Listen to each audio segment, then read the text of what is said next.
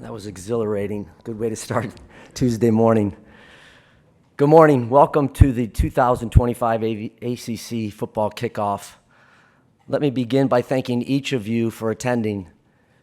We thoroughly enjoy hosting you here in Charlotte for this occasion, as well as the many other championships, meetings, and events we hold throughout the year. The Queen City is an outstanding home for the ACC, and please know that our office is always available to you. On behalf of the entire ACC, our hearts and prayers remain with everyone who's been affected by the horrific storms and flooding, most specifically in Central Texas, where the loss of life is truly devastating. We will continue to keep the family and friends of loved ones in our thoughts, and I ask that you join me in a moment of remembrance.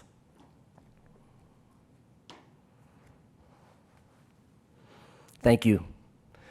To see so many media, partners, colleagues, and friends assembled here today is incredibly humbling. You are appreciated, and your attendance, coverage, and support will never be taken for granted. As I've done annually since my first ACC football kickoff 5 years ago, there's one group in attendance that I'd like to especially recognize. Yesterday, I was able to spend time with our ACC Student Athlete Advisory Committee.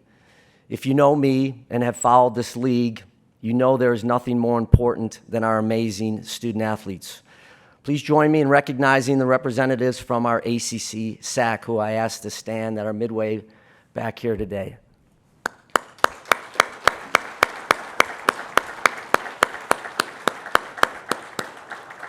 They remain the best and brightest student athletes in the country, I promise you. Before I look ahead, it's important to reflect on the past year and what was accomplished both within the ACC and nationally. Beginning last July and throughout the year, we seamlessly integrated our 3 newest league members. Our national footprint, present in each of the 5 most populated states and having 4 of the 10 largest television markets, will continue to serve the ACC well.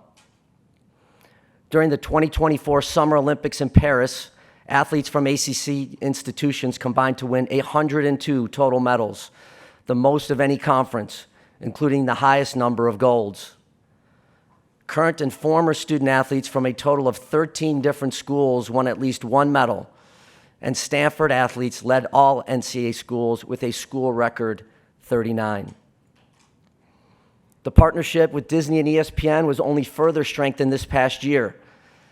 Last summer, we celebrated the 5th anniversary of ACC Network with a series of media interviews and events in Bristol. Following the celebration on ESPN's campus, many of us were on the same flight to Ireland for the Aer Lingus Classic featuring Florida State and Georgia Tech. It was an incredible atmosphere, and having ESPN's College Game Day as well as ACC Huddle broadcasting live for the first time outside of the United States was absolutely tremendous. It was also the most watched Week 0 college football game since 2019 and the top game on cable this past season. Sponsorships were enhanced as 2 additional partners were secured, including Geico as the presenting sponsor of the 2024 ACC Football Championship game. And as part of a multi-year agreement through 2027, T. Rowe Price became an official sponsor of the ACC and as the exclusive title sponsor of the ACC men's basketball tournament. At the end of January, in conjunction with ESPN, we announced an extension of our long-term partnership through the 2035-36 academic year. The renewed commitment demonstrated ESPN's ongoing dedication to the ACC and has accelerated our creative and innovative efforts to drive additional value. Following the ACC Board of Directors' endorsement of a competitive success initiatives program back in May of 2023, this past year marked the first implementation of the progressive and forward-thinking approach that rewards schools for their competitive success in football and in basketball. When the initiative was first approved, only football and men's basketball revenues from national postseason competition were included. However, I applaud our leadership in being proactive by ensuring women's basketball would be effortlessly integrated when the NCAA D1 membership approved implementation of units back in January. The legal disputes within the conference were brought to resolution at the beginning of March. The ACC Board of Directors was amazing in its leadership, dedication, and patience through a challenging process. The settlement provides long-term stability for the league, with the potential for all members to benefit from additional revenue opportunities. Leading in the distribution of revenue based on success, and now with an additional revenue distribution model that is based on viewership, the ACC has been innovative in its approach to conference revenues. As part of the modernization of college athletics, these new models allow us to maintain distributions for all ACC members that are above most other conferences, while also providing flexibility for competition at the highest level of revenue. On the playing fields and in the classrooms, our student athletes and programs continue to shine. The ACC won 6 NCAA titles this past year and has amassed 29 in the last 4 years. In that span, no conference has won more NCAA titles in league-sponsored sports. Amazingly, there have been 17 occasions that an ACC team defeated another ACC team in either the NCAA semifinals or the championship over the last 4 years. Let me just say this is a killer for the commissioner. It's the thrill of victory and the agony of defeat all in the same moment. In addition to our NCAA titles, 12 teams finished their seasons ranked either number 1 or number 2 in their respective national polls.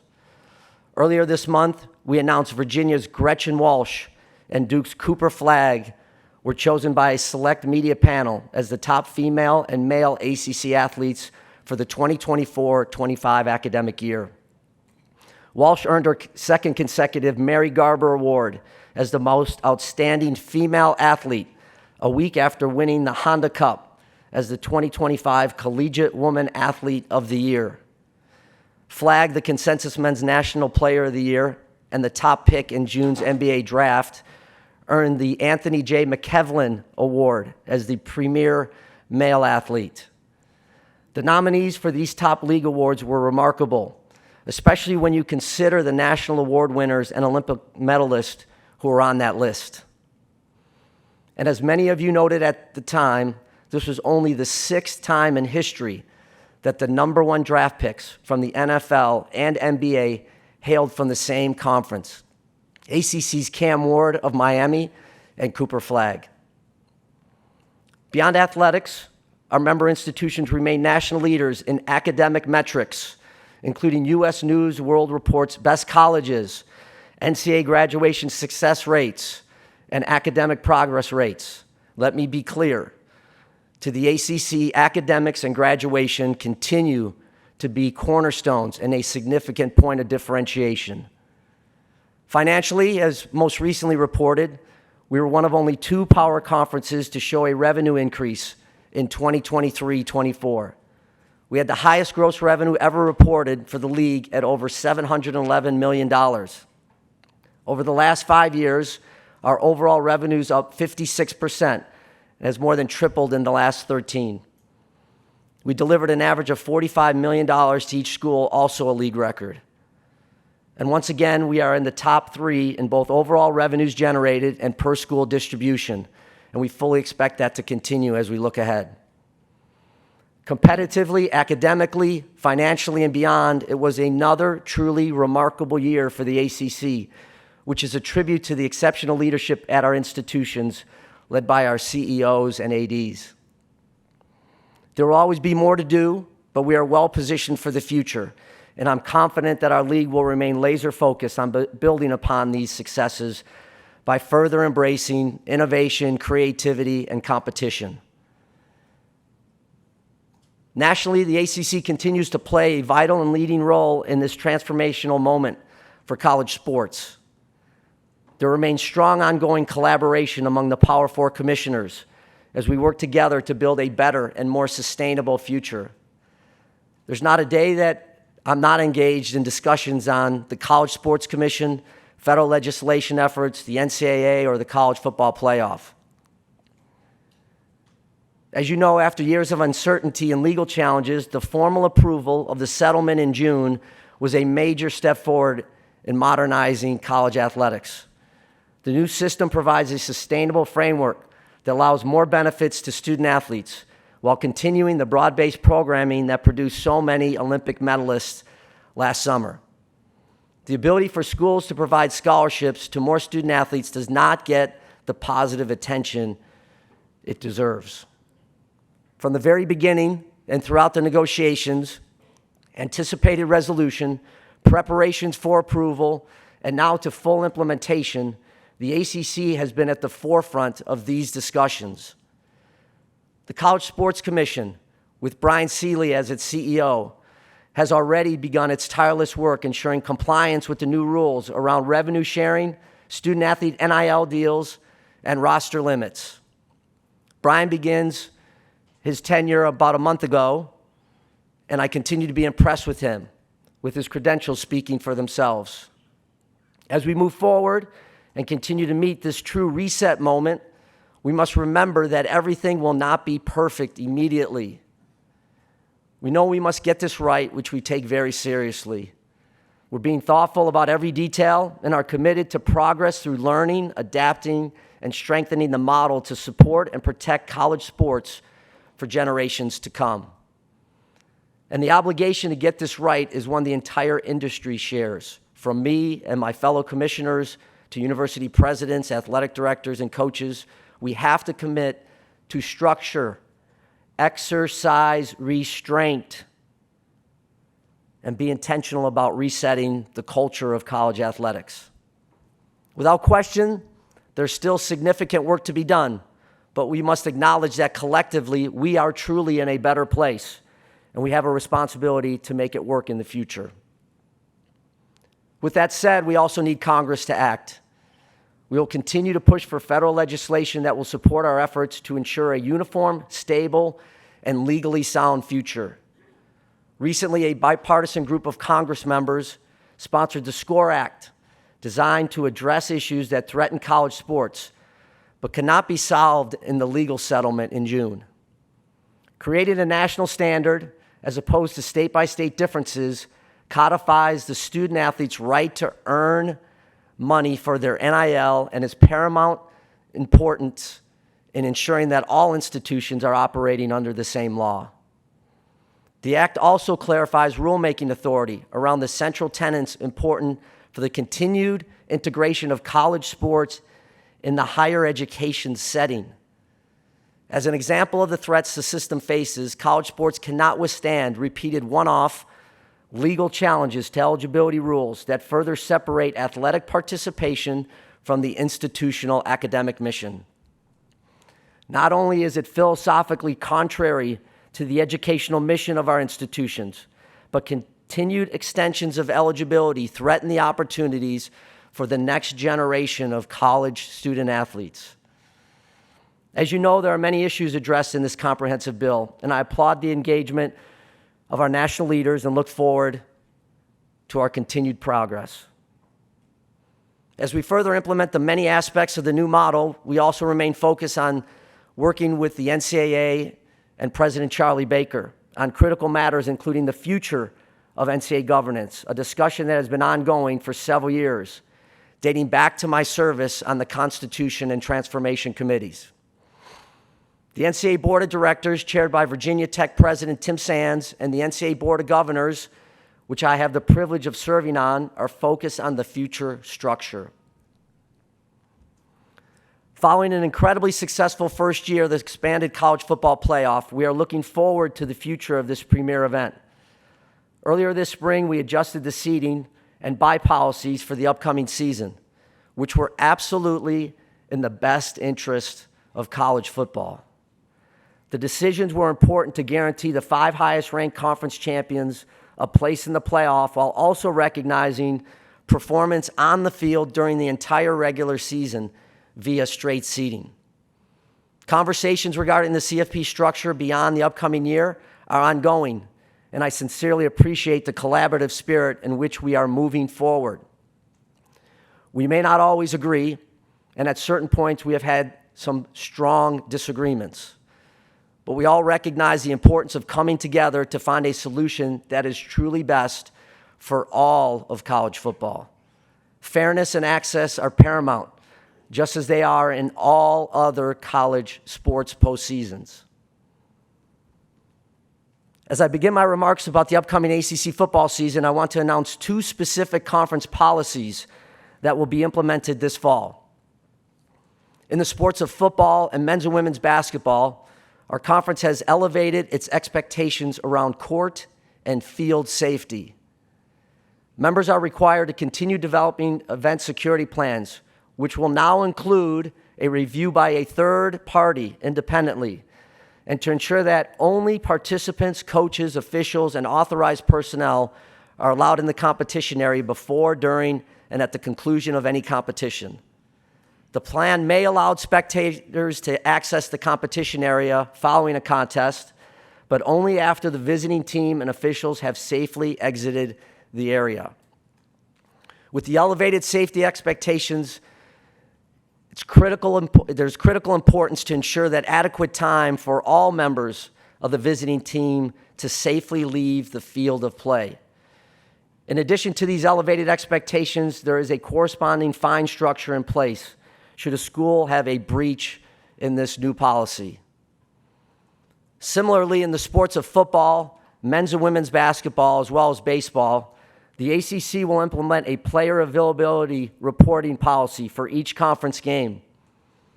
In football, an institution will submit an availability report 2 days before each league game, with updates 1 day before and on game day. All submitted reports will be publicly available on the ACC.com.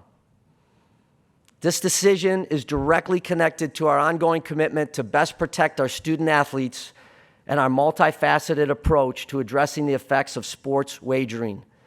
In this case, it would alleviate pressure from entities or individuals who are involved in sports wagering that attempt to obtain inside information about availability from players, coaches, and other staff.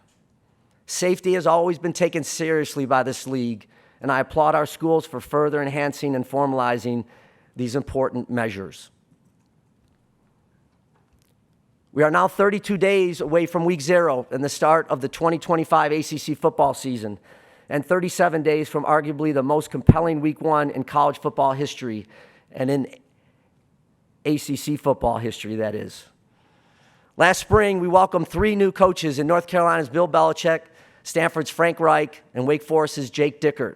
Collectively, this is a veteran group of coaches with multiple national championships and Super Bowl rings, and I look forward to watching all 17 lead their respective teams this season.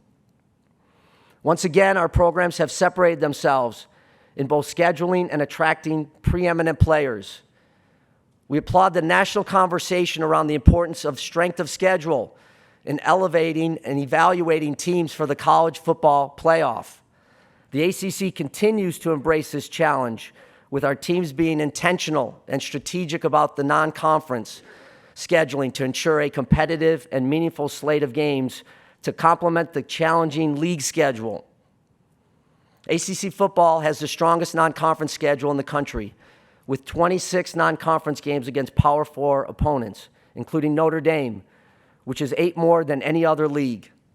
Whether looking at the non-conference games against teams ranked in the final 2024 CFP rankings or ESPN's 2025 Way Too Early Top 25, our league is leading the way. ACC football demands excellence every week from every team. Our league is as deep as any, and we witnessed that last season as for the first time in conference history, 4 different ACC teams won at least 10 games, plus a league record and nation-leading 13 bowl-eligible teams. That's not an anomaly, it's the new standard, and we expect nothing less this year. And what makes our league great is the exceptional talent. The ACC once again stands out as the conference of quarterbacks, and the numbers speak for themselves. This year's group is as deep and talented as we've seen in years, with elite signal callers, many here with us this week. But it's not just about quarterbacks. This league is loaded with explosive playmakers on offense, game changers on defense, and we all know the value of special teams in this league. There's not enough time to outline all the meaningful games and rivalries that will take place this season. However, there's no question all eyes will once again be on this conference. During week one, we're the only league to compete across 5 days, Thursday through Monday, and we will once again anchor Labor Day weekend on Monday night with North Carolina playing host to TCU. Our teams will also play nation-leading 7 Power 4 opponents in week one, all of which who have won at least 9 games this past season. Throughout the regular season, ACC football is set to dominate Friday nights. A league record and nation-leading 12 games are scheduled and will feature 12 of our 17 programs. Fans will never miss a minute of action as our ESPN, ACC network, and CW partners will once again cover our teams throughout the entire season. Starting next week, ACCN will embark on a 3-week road trip previewing all 17 ACC programs with 60-minute shows that air in primetime each weekday. As I said before, being one of only 3 conferences with its own network is a differentiator. And in this case, Road Trip is unique to the ACC, as it's the only college conference network to have this preseason programming. ACC Huddles continues to be another quality initiative, which since 2001 has traveled to the site of the ACCN primetime game. Beginning this season, we are thrilled to announce that ACC Huddle will now travel to the marquee ACC game each week, beginning with number 6 LSU at number 2 Clemson in week 1. The ACC regular season promises to be a relentless battle as teams will once again compete for the opportunity to earn a coveted spot in the ACC football championship game played at Bank of America Stadium right here in Charlotte. This game continues to stand as one of college football's premier events, features the top 2 teams in the ACC, and consistently delivers riveting moments and national significance. In the first 20 games, 14 different ACC programs have competed for the title, more than any other Power 4 conference, a reflection of the depth, balance, and strength that defines ACC football. And make no mistake, this event has major national implications. In 10 of the last 13 seasons, the game's winner has reached the college football playoff or national championship game. Last year, and for the second time in league history, both of our participating teams earned a spot in the CFP, making the ACC one of only 3 multi-bid leagues. Please enjoy the next 3 days as you talk with our outstanding coaches and student athletes that are ready to accomplish greatness. I truly believe there's not a more exciting collection of teams in the country than in the ACC. As I conclude my remarks, I also want to express my sincere appreciation to each of you for your coverage, attendance, and support of this league. Now I'm happy to take any questions. Thank you. We're going to open it up for questions. We'll get to as many as we can here before our time is up. We're going to take our first one from over here on the left center aisle. As a reminder, we have microphone holders that will get the mic to you. If you could, please give us your name and affiliation to start things out and then ask your question. Our first one right here from Andrea.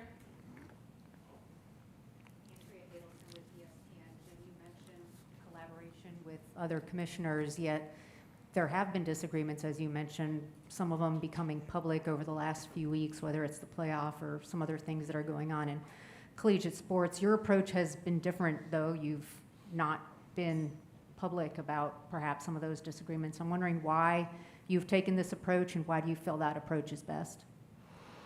Good to see you, Andrea. Appreciate the question.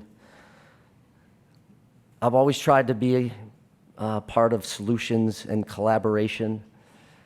I think some of those things aren't really meant for the public, some of those private conversations. I think all of us have a responsibility to our conference, and I certainly feel that way each and every day about the ACC. But I also know that I have a responsibility to the enterprise, and whether it's what's happening now with CFP, and maybe there'll be another question later on directly about that, or what we do with the new governance structure, or how we formulated the CSC.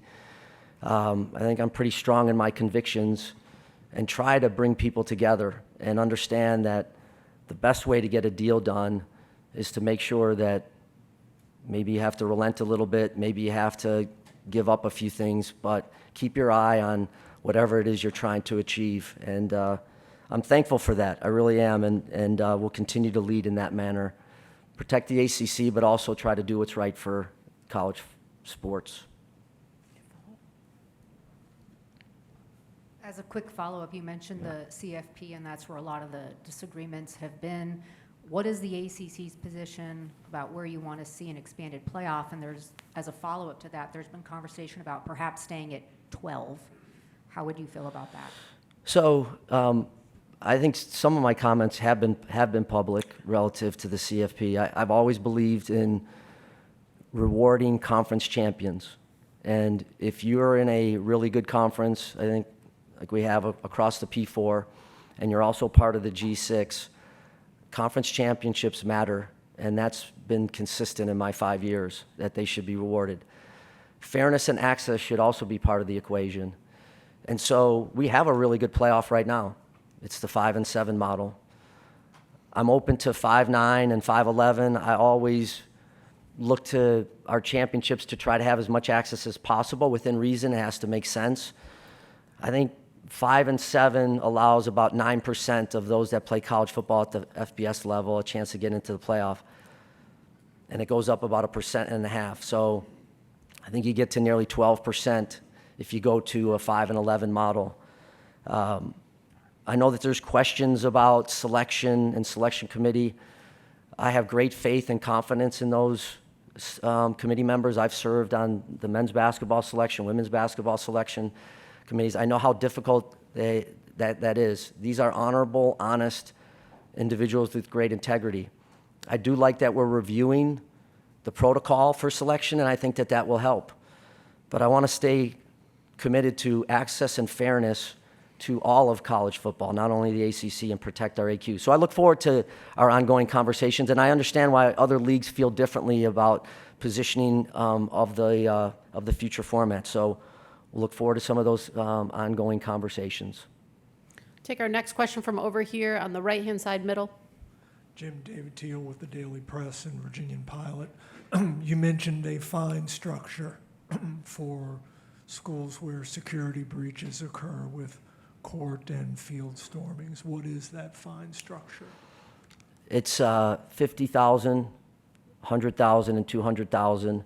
Those will accumulate through 2 seasons in football and basketball. Maybe there's another sport that has an issue. So those will be compiling. They'll go to the postgraduate scholarship fund, and that's where those dollars will be deposited. But I think paying closer attention there, David, is something that we've done privately. We haven't been as publicly about it. It's time. We're seeing more and more of that happen. And I'm seeing it more and more. We're seeing it more and more in basketball. It seems to happen a lot to Duke and North Carolina. We have to protect those student athletes in across all of our 18 programs. So that, along with a independent third party that reviews our safety protocols, is, I think, an important step for the league. I'm going to take our next question from the second row over here on the right. Hey, Jim. Luke Teacock, Raleigh News and Observer. In addition to CFP, we've also been discussing and tabling repeatedly NCAA tournament expansion, basketball, men's and women's basketball. Has your position on that changed at all? Is that a bargaining chip as you work through these CFP issues with the other conferences? Thank you, Luke. Good to see you this morning. Basketball is the crown jewel of all of our championships, I think. CFP certainly is really important and draws an awful lot, ends up being a financial engine for all of us. But I think the country really enjoys March like nothing else. So we have a responsibility and obligation to protect it. It's in a really good spot right now. It's 68. We've had the iterations from 48, 64 to 68. I like what we're doing, Luke, as it relates to looking at it, reviewing it, talking to coaches, talking to student athletes. Logistically, it has to make sense. The compression of when tournaments finish, and then when you have the Masters, which obviously with a partner like CBS, you're not going to change that. Only allows you a certain amount of time to get these games in. So you can't hastily expand the tournament if you haven't looked at that and player safety and number of games and what it would mean for travel and how you would work those additional 4 or 8. But as I said earlier, I always like additional access for teams and for schools when it's the right time and when it's the right tournament and format. So we'll look at it. Overall, I would say, as I've talked with our coaches and listened to some of the feedback, our men's coaches are more in favor of expansion. Our women's coaches are more against expansion. So it's almost like a split in the conference as it relates to that. So we'll continue to work with Charlie Baker, who I would say this, we have every other week with the Power 4 commissioners call, and Charlie joins us for a portion of that 90-minute call. And he always gives us an update on that, and he continues to do that. We have an upcoming call next week. I think it'd be difficult to push it through this year. If it expands, who knows? There's still time to do that, but I want to do it in a really thoughtful, measured way. Take our next question from the second aisle on our left. Hey, Jim. David Hale with ESPN. I know you talked about the toughest non-conference schedule of any conference, but the Big Ten has made a big thing about their 9-game conference play. The SEC is discussing that. Do you feel solid that the ACC should stay at 8? Do you feel like it would need to go to 9 if the SEC goes to 9? And how does that, if they go to 9, how does that affect the ability to schedule big-time games? Yeah. Good morning, David. Good to see you, as always. We have discussed 9. We've discussed 9 several times in my 5 years as commissioner. The group has always felt that at the end of the day, those non-conference games have really been good for the league, and we have really scheduled well. So it isn't as if our league has just kind of looked aside about strength of schedule. They have. If you go to 9, if the SEC ends up going to 9 and maybe we end up going to 9, I think there's a few challenges. Those rivalry games that we really enjoy, I think that the fans really enjoy, I think some of those go away. And it now focuses more on everybody's conference schedule than it is a mix of conference schedule and non-conference. Also, I think it's a challenge for us with an odd number of schools at 17 and how you exactly work that out. So that in itself, there's some difficulty there. And I continue to talk to Greg and I talk to Tony and Brett all the time. I mean, we have frequent conversations. So I mean, no one's kind of moving in a vacuum on this. We're exchanging, thoughts there, and we'll see. At the end of the day, I like where our league is. I like where we're at in 8 games because we're playing the type of caliber that I described, 26 really good non-conference games. But we'll adjust if we have to, and I think all of this remains a work in progress. Stay that same place right over there. Bill. Right. Jim, David kind of stole my question, so he asked it first, so I'm going to try to spin it a different way. Yeah. With that non-conference schedule that you have, what are your thoughts on how you balance in strength of schedule? There's a lot of talk about strength of schedule metrics. How do you balance that in with the talk of, if you go to 9 games, would these games be discouraged that you're playing in week 1? So I give Rich Clark and the CFP a lot of credit. We've pushed them to. It's also been the commissioner's wishes to really look at strength of schedule and what that metric and how that metric is used in the evaluation and ultimate selection of the CFP. We started this is year 12, so 11 years ago, and it was a smaller format. And over the course of the last year or so, going to 12 has now, I think, put a greater emphasis because there's more teams that you're looking at, and the competitive balance and resumes start to get blurred a little bit. So Sports Source Analytics is helping us look at that in a different way, and we had a really good kind of presentation by them in June when we were in Asheville as commissioners, and then we had our CFP meeting. So we have to look at that. I think teams should be rewarded for playing good schedules.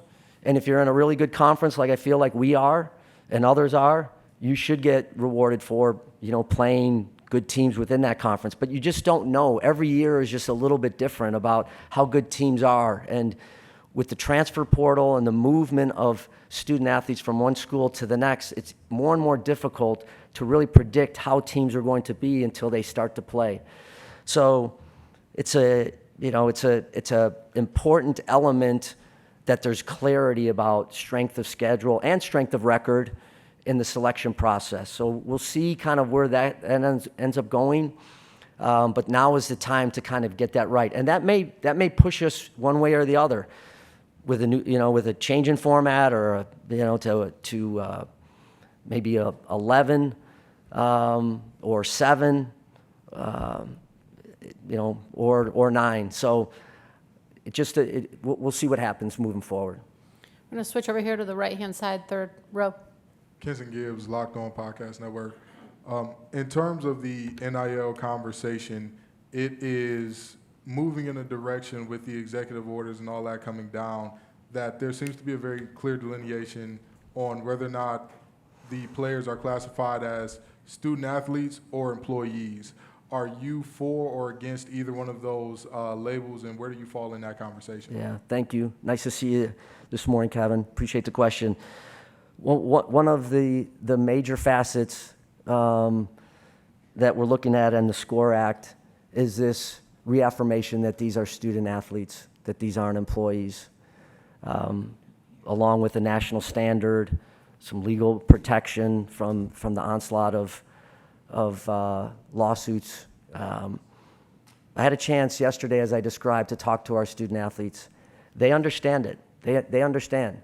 I haven't had one student athlete come up to me to say that they want to be an employee. I think they appreciate being in college, going to school, working critically hard to earn a valuable degree, and playing a sport at the highest level.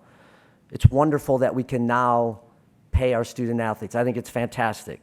How that distribution comes out and who gets those dollars, et cetera, those are still to be determined by schools. But that's the next step in I think the modernization of college sports, is to get that reaffirmation that these indeed are student athletes. Thank you for your question. We're going to go all the way on the left-hand side. Thanks. Brian Murphy with WRAL. Commissioner, can you assess the rollout of the College Sports Commission, how it's launched, and then obviously the guidance specifically about NIL? Does the ACC support that current guidance, and do you expect legal challenges if that guidance stays in place? CSC, Brian? Yeah. Listen, I think Brian Seeley's done an amazing job in 3 weeks. I really do. This thing has happened fast. He's absolutely the right person based on his background at the Department of Justice and Major League Baseball. But I think there's some really important elements. It's about communication, implementation, and compliance. And that's part of what Brian is trying to do. Overall, he's watching the enterprise, and he's watching what the settlement agreement has allowed. Rev share for the first time, and staying within the $20.5 million. Legitimate NIL agreements, legitimate, not pay for play, but legitimate, where the student athlete is performing something in return for the dollars. And roster limits, which I spoke about a little bit earlier in my remarks. We've taken off some of these restrictions on scholarship limits and some of that. So he's done a really good job. And I go back to, why did we want to set this up? It was about setting up a standardized set of rules. It was about transparency, which we haven't had in the NIL era, and the ability when we began having the ability to pay student athletes, and enforcement. And that's where we're headed. As it relates to the case, listen, our legal counsel will continue to work with the class counsel that's representing the student athletes, and we'll either get to an agreement or we won't about the interpretation that's been under question. And if we can't get to a good place coming together, then we'll put it in front of a judge. But we can't. When I said earlier with the emphasis on restraint, I meant it. we can't help ourselves sometimes. People know what the rules are relative to 20.5. They know what legitimate NIL is. You can play in that gray area if you want, but all that does is undermine a new structure. So I really like where we're going. It's not going to be perfect. It shouldn't be expected to be perfect. But I was looking down because I want to give you these notes. I think it's helpful because I talked to Brian within the last 24 hours. Just so you know a little bit about like NIL Go, who's registered. Let me give you these numbers. Student athletes, 15,519. Reps and agents, 1,970. Average daily logins, about 600 student athletes a day are getting on NIL Go. Approved deals, I don't have that number. Anyway, so it's moving. And every time we talk to Brian, talking about we, meaning the Power 4 commissioners, he's got new updates, and the thing continues to get stable and get some traction. So appreciate the work he's doing. I really like the structure. We fought hard for the things I just mentioned, and we'd be well served to just kind of relax and let this thing settle in. Next question over here on our right-hand side, third row. Hi, Commissioner. My name is Michael from Plant the Spear, right here. Hi, Michael. And speaking of revenue, a lot of conversation have been around brand exposure, especially with the ACC football, and in conjunction with its primary media partner, the ESPN. What is your plan to help increase brand exposure for the ACC football programs, especially in light of the fact that it seems like your primary media partner has placed the ACC as secondary to conferences like the SEC? Thanks, Michael. Appreciate the question. So I really like what we've done. The Accomplished Greatness has been about an 18-month project that has had incredible benefits for us. The brand of the ACC can continue to be elevated. It really can be. Maybe you're interested in the new Chief Marketing and Branding Officer that's open. So if you are, give me your materials because we're going to hire somebody that will report to me. And it's something that we've gone through a reorganizational kind of move here in the last 3 months with our office, and we are going to hire somebody from the outside to do that. And I'm excited about that because that is an area that we have to just improve on. But when I look at our partner, they've been really good to us. And you may feel that way, and sometimes I may feel that way, but they always react to me and to us when we feel like maybe we're not getting the same kind of treatment. And one of the things we have to do is we got to perform better too. We can't go 2-11 in postseason bowl games last year. We had 13, which was incredible, and then we played poorly. So we have to do our part. We'll continue to work with our partners at ESPN, but it is a priority as we move forward. Thanks for the question.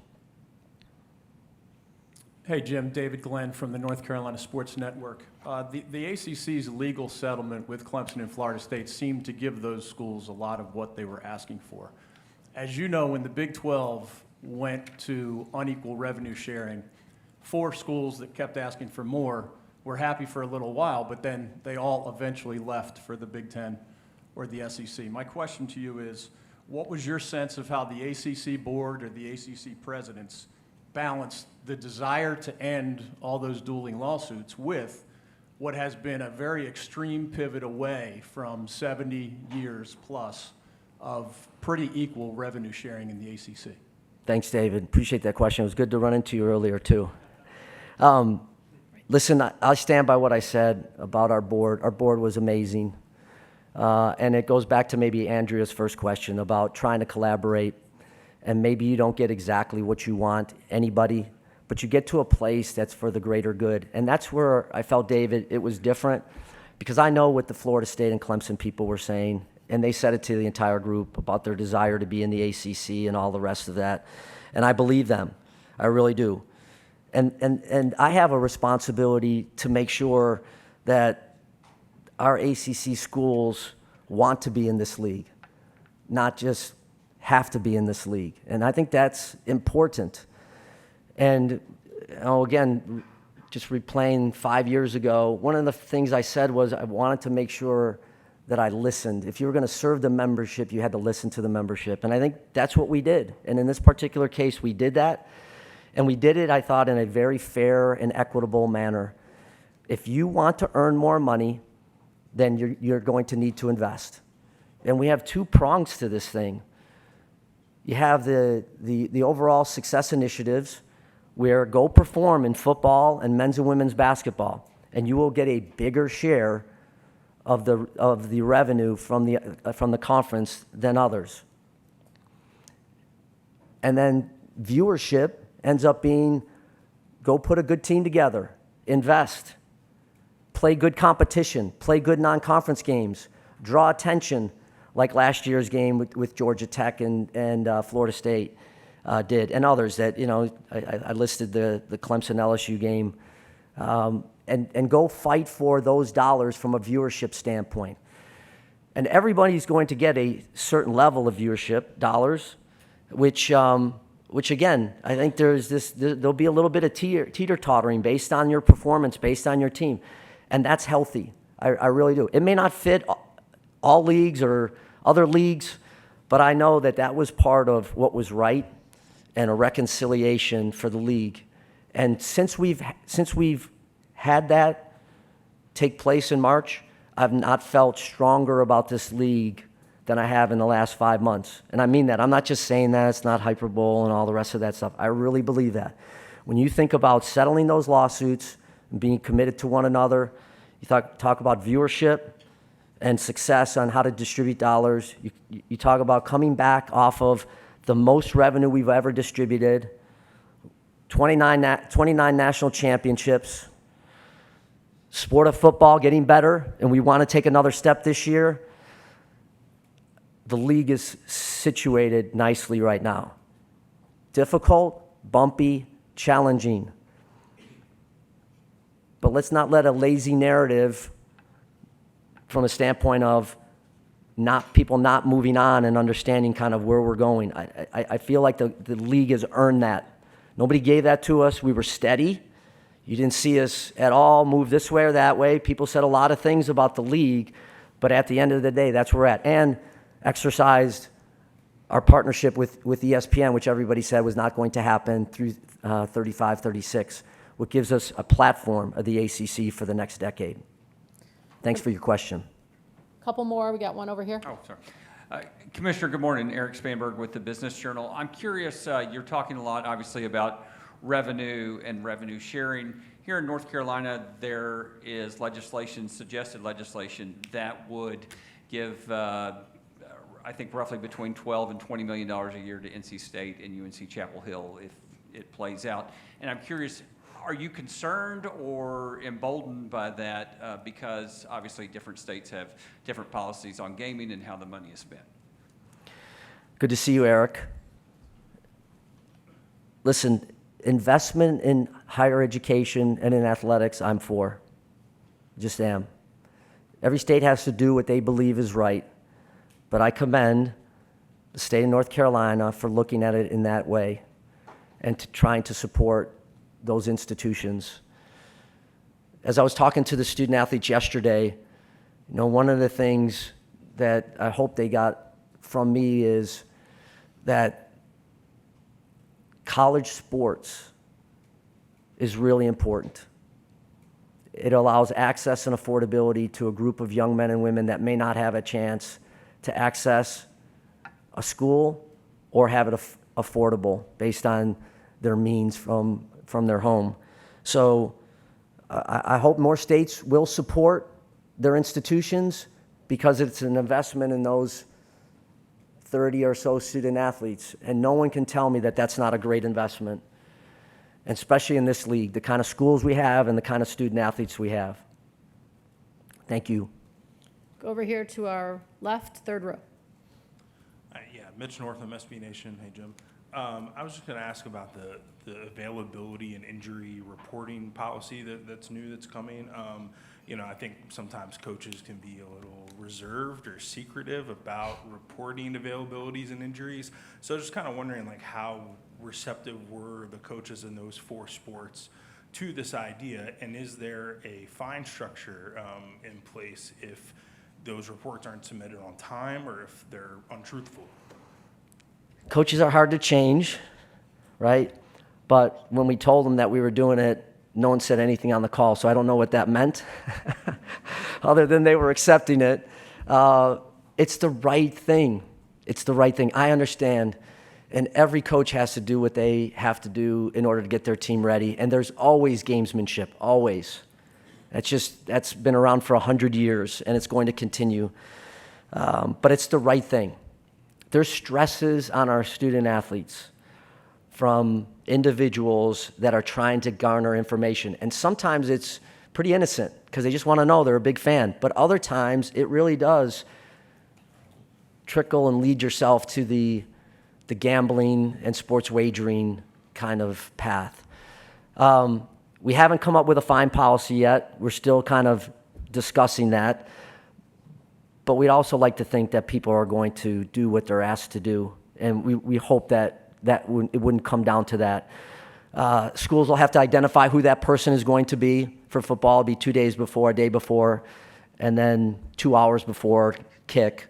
For the basketballs and for baseball, it'll be 1 day before and then 2 hours before tip-off or first pitch.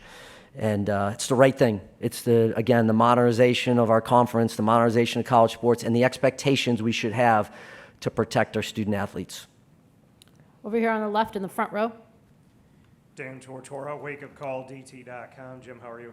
Hi, Dan. Good morning. Morning. Just to look at the affordability of this model that we have in collegiate athletics now, just so you can say to that, I mean, each school has different resources within the ACC, so the affordability of this model as we step forward, and you said, to exercise restraint, just what you see in the world of the transfer portal, and if there should be some more parameters around that. Well, I've been heartened by the level of commitment I've seen in our league about people trying to get to the 20.5. The sustainability level, I think it's got a chance to absolutely work. I really do. And I think having the cap, and that cap will move up as we go through and more revenues generated at the P4 level and in college sports, so it won't stay stagnant at just one level. And I think it's, again, an investment in our young people. Those decisions about how much and who gets it, those end up being campus decisions. I hope this has a positive effect on the transfer portal relative to a little more stability there. The transfer portal was never, ever put together so that a student athlete could go to 4 schools in 4 years. That never was the intent. But it got away from us because of legislation and because of legal disputes and the rest of it. And so I hope that ends up, these agreements, these NIL agreements and agreements with the schools, et cetera, I hope that will settle some of that movement away. Student athletes deserve the right to go to the schools that they want, for sure. It shouldn't interfere, though, with graduation and progress towards degree and all the things we don't even talk about anymore. We just don't. We've left all of that to the side. So, again, I am optimistic about where this thing is going. I like what we ended up doing with the CSC, and I think the residual that we'll see with transfer portal and movement, I think will also settle down to a certain extent. Tried to get to as many as we could. We're going to take our last question here, Commissioner. Hey, Jim. Josh Graham, WSJS. Going back to basketball, you referenced the court storming, some recent court stormings leading to the safety policy. Was there a specific instance that led to those conversations beginning? And also this summer, going back from 20 league games to 18 league games per team, how difficult was it to balance to have flexibility with scheduling versus trying to protect home and home rivalries? Good to see Josh. I would start, two-part question. I would start first with, you're not only noticing your own league, but you're noticing other leagues. And you're not only noticing men's basketball, I was noticing women's basketball. I remember an incident with Caitlin Clark at Ohio State, right? But Filipowski at Wake Forest, and I'm not, picking on Wake Forest, but you're asking me about moments where student athletes really are getting pushed and bumped and tripped and the rest. And then this past year, when I saw it early on in the year, especially a couple of the league games, but then noticing across the country some of the activity that were going on. So that really spurred this idea of safety. The 20 to 18, I just be honest with you, I am restless with ACC men's basketball.